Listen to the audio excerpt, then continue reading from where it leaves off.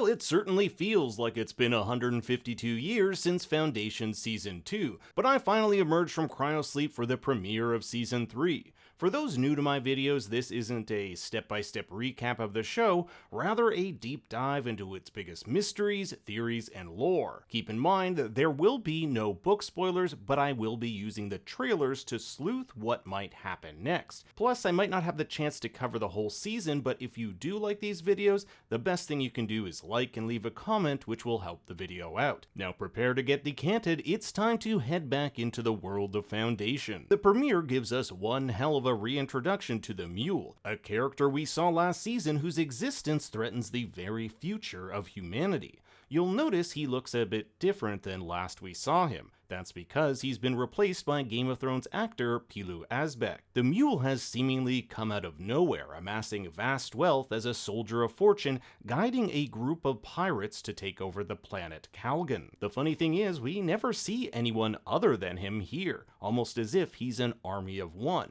However, the Archduke's commander states he can hear the, quote, balladeer, a clown playing music to herald the Mule's arrival. This is most likely in reference to a new character named Magnifico Giganticus, who we've seen playing this weird instrument called the Visisonar, which simultaneously plays music accompanied with holographic images. Calgon is currently under independent control, meaning neither Foundation nor Empire control it. However, according to Gaal Dornick's voiceover, whoever ends up controlling it will gain control of the entire middle band of planets. This likely means that the Mule's takeover of this one planet has landed him several others in the process. It's here we also get a glimpse of how immense the Mule's powers are. A man we'll come to know as Pritcher refers to the Mule as a mutant with extreme psychic abilities, and here we can see how he can turn an entire army against each other. With this type of power, he could easily take over the galaxy. This is why he's the cause of this rift Demerzel sees 4 months into the future if Harry Seldon's calculations are to be believed, an event which might see the very fall of humanity itself. Thankfully, there are two characters who might be able to withstand the Mule's powers. The first is Demerzel. Because she is a robot, it's very likely the Mule's mental powers won't work on her. A handy thing to have when you're the de facto ruler of the Empire. But since the last of the robots were wiped out during the Robot Wars, there's only so much one robot can do. In the trailers, we'll see her holding onto the remains of what appears to be a robotic skull. She'll also mention the soil of the garden is contaminated with liquid iridium, the fluids of which her robot ancestors were made. I can't rule out that Demerzel might be on a quest to either locate or rebuild some of her robotic ancestors in an attempt to stop the Mule. The second character who might be able to stop the Mule is Gaal Dornick, who at the end of Season 2 put herself in cryosleep for the very purpose of confronting him 152 years in the future. She has similar psychic powers, however in the trailers she states that hers are nowhere near the strength of the Mule's. The Mule's abilities are far beyond anything I can do. Perhaps she'll have to go on her own journey to increase these powers if she's going to stand a chance. At the end of the episode, we'll see her come out of this sleep, which likely means we'll pick up on her story in episode 2. I'm also curious if she'll come out exactly 152 years later, or we'll see her coming out multiple times during that time period to train the Mentalics of Ignis, the location of the second Foundation meant to train an army of psychics to battle the Mule and his minions. Remember, it is this second Foundation the Mule is so desperate to find. Where is the second Foundation? Perhaps he knows these are the only people who can stop him, or how it's the location of Gaal who he seeks to destroy. It's also possible this ties into his backstory, which I believe is the most important factor in why he's so motivated to take over the universe. We only get one tiny new piece of information about where he came from when he states that his parents considered him stubborn. Unless he's lying, we can probably rule him out being A, a clone, or B, a robot. If you've seen my Season 3 theory video, which I'll leave a link to in the description, you'll know I think the Mule is either some form of Harry Seldon or Salvor Hardin. I think his very presence is needed in order for Harry Seldon's plan to work. I mean, what better way to bring two bitter rivals together than a shared enemy? The trailers really seem to hint at Empire under Demerzel and Gaal having to team up if they're going to take on this threat. Just how the Mule is Harry or Salvor remains to be seen, and I'm not exactly certain how it jives with these images which appear to be flashbacks of the Mule as a child. Probably more than anything this season, I'm looking forward to knowing more about his origins and why he so desperately desires to be loved. Through all the madness, he's just a misunderstood character who wants a bit of love.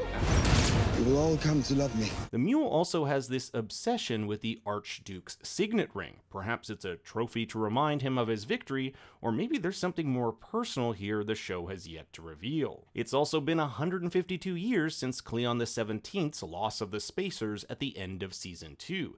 This was a significant blow to the Empire and resulted in the Foundation claiming 800 planets to the Empire's 6,342. As stated in the voiceover, each new Cleon wonders if they'll either be the last or the one that will save Empire from defeat. Luckily, young Brother Dawn, who is 10 days away from ascending to Brother Day, has a plan to weaken the Foundation and regain its control over the galaxy. This involves sparking a civil war within Foundation between a group known as the Traitors against the ruling mayor, a man by the name of Inber. I gotta say, this new Brother Dawn seems to be a man of action, knowing how to assert control and manipulate those around him to get what he wants. This is in complete opposition to Brother Day, who has pretty much given up on life, resorting to a life of hedonism. In fact, it's stated that Brother Day, quote, renounced all of this, which might imply a sort of abdication earlier than expected. Something big needs to happen in order to kickstart Brother Day's story this season, and I think that something might revolve around this new character, the Consort Song. The title of this first episode is a cheeky nod to her, as it's titled A Song for the End of Everything. I think she either ends up murdered or betraying Brother Day, as there was a lot of talk about Consort's memories being wiped because they could hold sensitive information. Song even says a line that might be foreshadowing when she says, quote,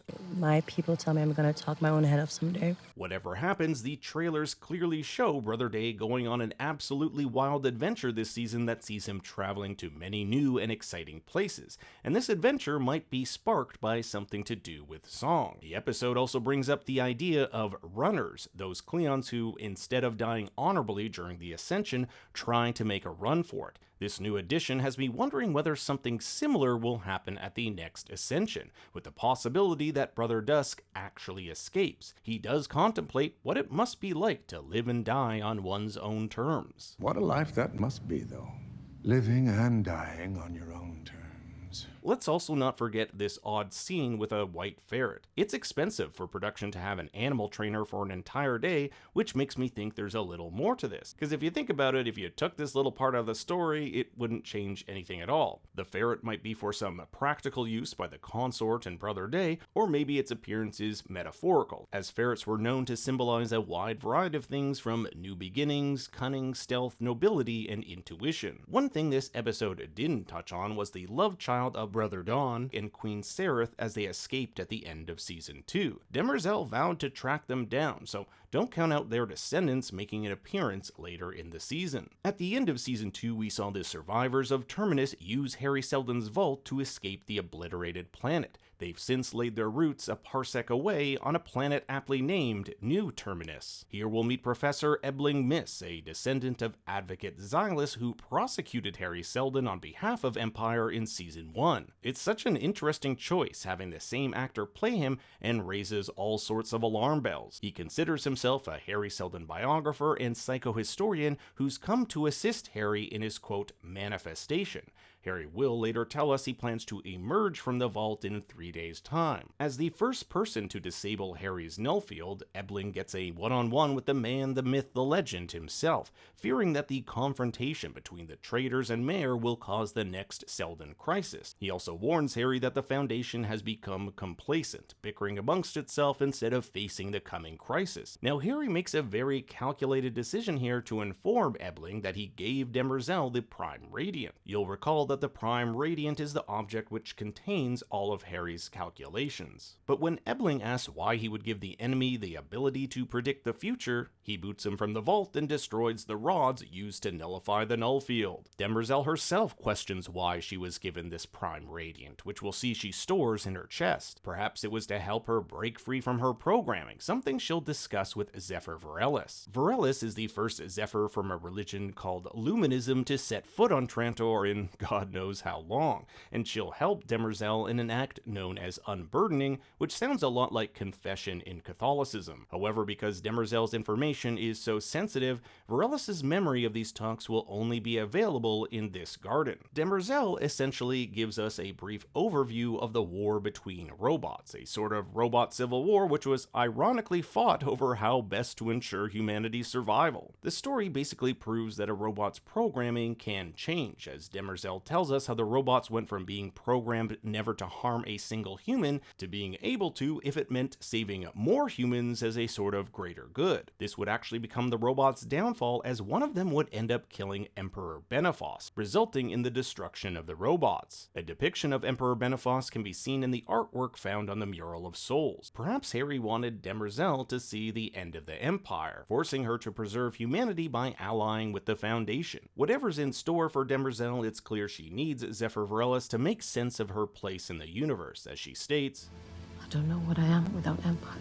The premiere also gives us a look at Haven, the stronghold of the Alliance of Traitors. This planet has a really cool hot and cold side with a barely habitable middle ground created by the shadow of its neighboring moon. This allows for the greatest pod race sequence since the Phantom Menace. Han is on the hunt to find a link between the traitors and the Empire. The leader of this little band of traitors here is Randu Mallow, who may just be a descendant of Hober Mallow from Season 2. In the trailers, we'll also see Cody Fern's Torin Mallow, so it appears the Mallows have a significant role to play in the story to come. Han also has a bit of a spark with this woman, Sephanie, but says he can't do anything with her because his loyalties lie elsewhere, referencing this necklace. This is Gaal Dornick's necklace, which we can see here from the Season 1 finale. If we look at the trailers, we do see a romantic connection between the two, and him having this necklace would have to mean that A, Gaal has come out of cryosleep on multiple occasions, or B, the show is playing with different stories set in multiple timelines. So it's entirely possible that when we see Gaal at the end of the episode, we're witnessing something that happened many years ago. I also wonder if Gaal can do anything with her psychic powers while she's in this sleep, or if she's knocked out for good, because a lot could change depending on the case. The last thing I want to mention is Han's interaction with the mayor, the supposed most powerful man at Foundation. Han has absolutely no respect for him and completely disobeys his orders even though it could get him fired. But maybe he just knows that the mayor needs him and his contacts in order to stay in power. Either way, there's more to this dynamic than meets the eye. Anyways, I kinda wrote this video pretty quick, but if it does well, I'll try to put some more time into other episodes. If you want me to continue with videos like this, the best thing you can do is like and leave a comment, which has me turn it over to you. What do you think will happen next? I want to hear your thoughts and theories in the comments below. Thanks for watching, and for more bad takes, you can follow me on Twitter and Instagram at ThinkStoryYT. Until next time, remember, Daddy loves you very much.